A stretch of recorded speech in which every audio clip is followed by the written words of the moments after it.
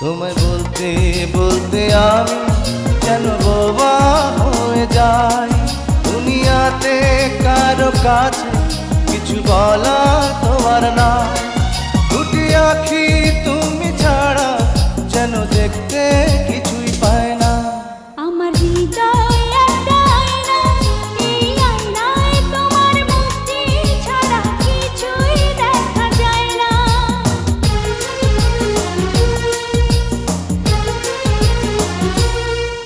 আমার হৃদয় একটা আয়না, এই আয়নায় তোমার মুক্তি ছাড়া কিছুই দেখা যায় না।